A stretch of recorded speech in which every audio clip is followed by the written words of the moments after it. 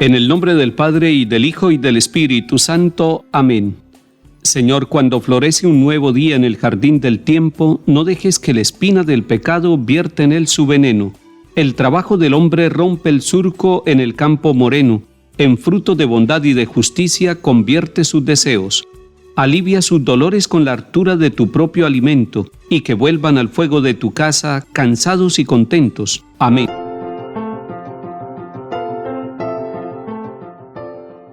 Comienzo de la carta del apóstol San Pablo a los Colosenses, capítulo 1. Pablo, apóstol de Cristo Jesús por designio de Dios, y el hermano Timoteo, a los santos que viven en Colosas, hermanos fieles en Cristo. Les deseamos la gracia y la paz de Dios nuestro Padre.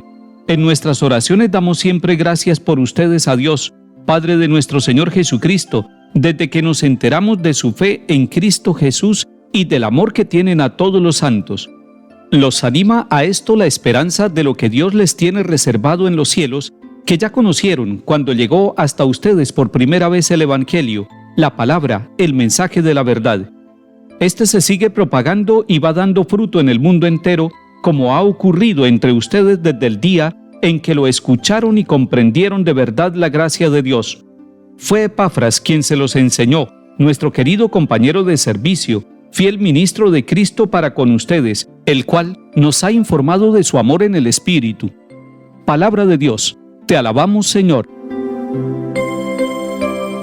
La pequeña ciudad de Colosas está ubicada muy cerca a Éfeso, allá donde hoy es el territorio de la República de Turquía.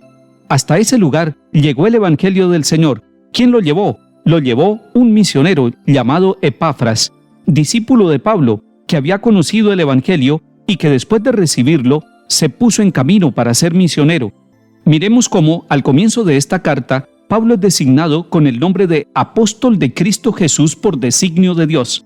Esto es muy importante, es un dato para designar quién es Pablo.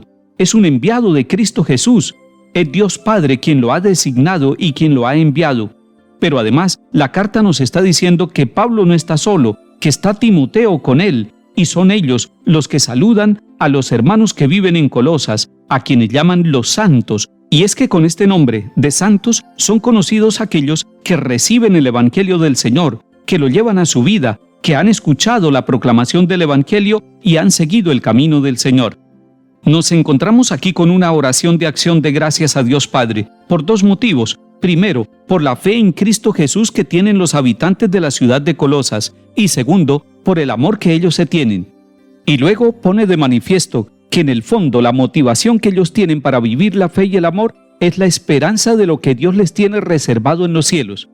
De esta manera, desde el primer capítulo de la carta a los Colosenses encontramos las tres virtudes teologales: la fe, el amor y la esperanza. Esas tres virtudes hacen parte de nuestra vida como discípulos misioneros del Señor. Nosotros los bautizados, nosotros los que hemos puesto nuestra confianza en el Señor, debemos cultivar todos los días esas tres virtudes, y se llaman teologales porque vienen del mismo Dios, son originadas en Dios y son un don para cada uno de nosotros. La fe es un don que necesitamos alimentar cada día. En el Antiguo Testamento vemos que Abraham es el padre de la fe, porque se pone en camino, porque le obedece a Dios, porque está atento a escuchar lo que Dios le propone y a cumplirlo en su vida. Y el Señor Jesús nos ha dicho en el Evangelio, si tuvieran fe pequeña, al menos como un granito de mostaza, lograrían mucho. Hoy queremos pedirle al Señor que aumente nuestra fe, y tendríamos que decirlo con sinceridad como dicen los discípulos: creo, Señor, soy católico, soy cristiano, soy bautizado, pero aumenta mi fe. En cuanto al amor, la fuente del verdadero amor es el mismo Dios. Y algo que distingue realmente la vida de nosotros los que creemos en Cristo es el amor, incluso un amor que llega hasta el heroísmo, amar a aquellos que nos hacen el mal. Si hoy en nuestra jornada, si hoy en nuestra vida, en nuestro trabajo, tenemos que vivir el desafío del amor, hagámoslo con toda libertad y desde lo más profundo de nuestro corazón. Allí Dios ha puesto la virtud del amor para que nosotros practiquemos ese amor, para que seamos capaces de amar a aquellos que piensan distinto, pero que no encuentran en nosotros una respuesta de venganza o de odio, sino de verdadero amor.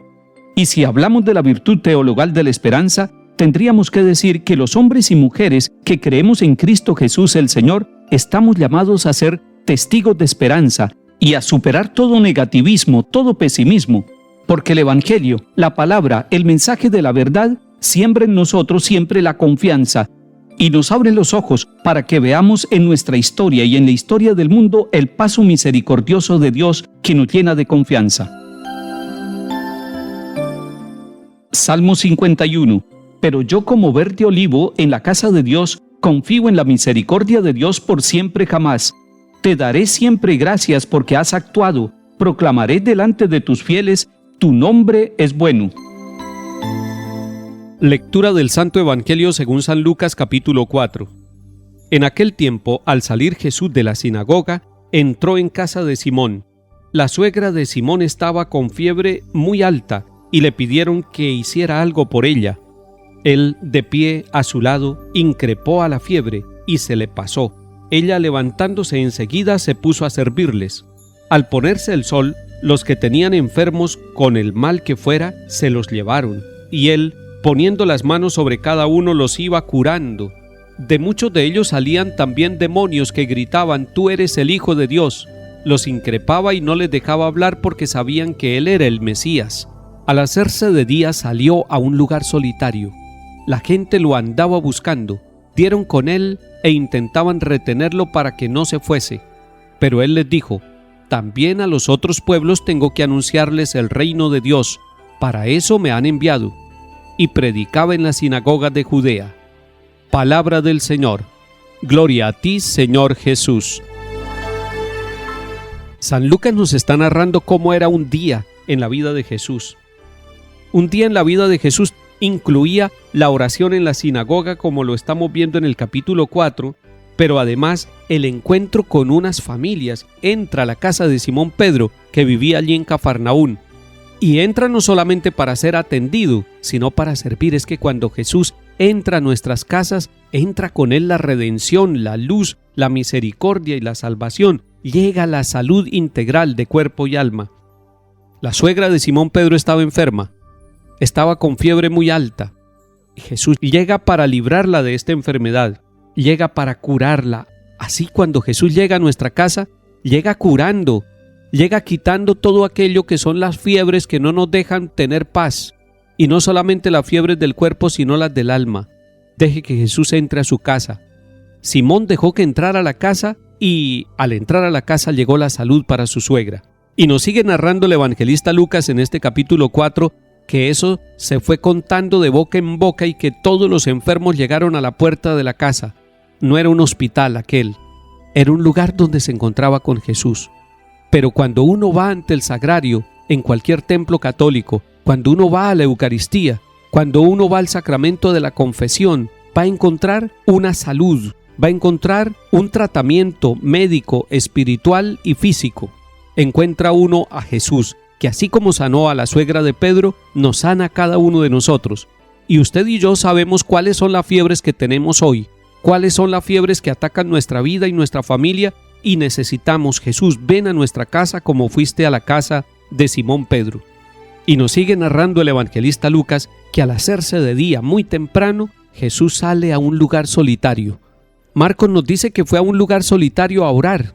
En la vida de Jesús podemos nosotros ir rastreando algunos comportamientos y actitudes que sirven para nuestra vida. Es capaz de predicar en la sinagoga y lo hace con toda claridad, de tal manera que todos se asombran. Pero es capaz de entrar en una casa y asumir los problemas de cada una de las familias nuestras. Pero además tiene tiempo para el encuentro con el Abba, con el Padre Celestial, en un lugar solitario y temprano, a primeras horas del día. Ojalá que nosotros combinemos también el trabajo y la actividad con los momentos de contemplación, de soledad, de silencio para crecer en la presencia de Dios. Querían retenerlo, pero él siguió su camino. Él sigue caminando y sigue itinerando y sigue buscándonos y sigue haciéndose encontradizo para que nosotros a través de él recibamos todas las bendiciones que necesitamos en nuestra vida. Que el Señor nos bendiga y acompañe en el nombre del Padre, y del Hijo, y del Espíritu Santo. Amén.